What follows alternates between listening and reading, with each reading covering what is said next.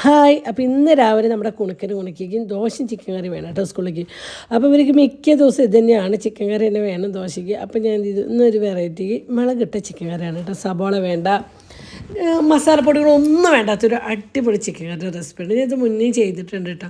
പക്ഷേ ഞാൻ ഭയങ്കര ടേസ്റ്റ് ആട്ടോ. അത് പുതിയതായിട്ട് ആരും കാണാത്തതുകൊണ്ട് ജസ്റ്റ് കാണാൻ വേണ്ടിയിട്ട് ഈ വീഡിയോ ചെയ്തതാട്ടോ.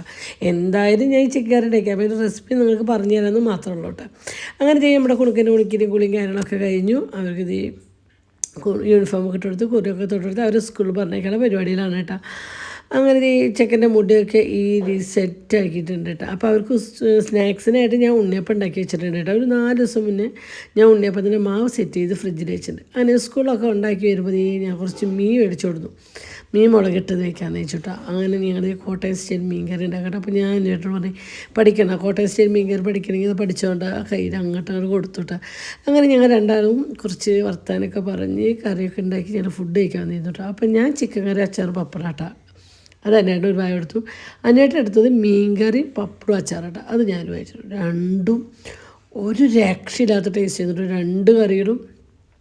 അപ്പോൾ ഈ ചിക്കൻ്റെ ഫുൾ വീഡിയോ വേണമെങ്കിൽ ഈ വീഡിയോ ടച്ച് ചെയ്താൽ നിങ്ങൾക്ക് ഇതിൻ്റെ ഫുൾ വീഡിയോ കാണാം കേട്ടോ ചിക്കൻ്റെ. അങ്ങനെ ഈ 4 മണിയായപ്പോൾ കുറച്ച് മാവ് ഫ്രിഡ്ജിൽ നിർത്തി വീണ്ടും ഞങ്ങൾ ഉണ്ണിയപ്പം ഉണ്ടാക്കിയിട്ട്, നിങ്ങൾക്ക് ഉണ്ണിയപ്പം കാണുമ്പോൾ അറിയില്ല, നല്ല ഭംഗിയിൽ നല്ല സോഫ്റ്റ് ആയിട്ടുള്ള ഉണ്ണിയപ്പം കേട്ടോ ഈ ഉണ്ണിയപ്പത്തിൻ്റെ റെസിപ്പി ഞാൻ നാളത്തെ വീഡിയോയിലിടാം കേട്ടോ. നാളെയല്ല, ഇന്ന് രാത്രിയിലത്തെ വീഡിയോയിൽ ഇതിൻ്റെ റെസിപ്പിയും കാര്യങ്ങളൊക്കെ ഉണ്ടാവും കേട്ടോ. അപ്പോൾ ഈ വീഡിയോ ടച്ച് ചെയ്ത് കഴിഞ്ഞാൽ നിങ്ങൾക്ക് ചിക്കൻ കറി ഫുൾ ഡീറ്റെയിൽ ആയിട്ട് കാണാം.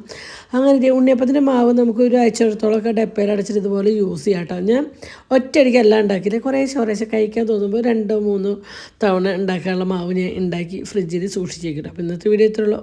ബൈ.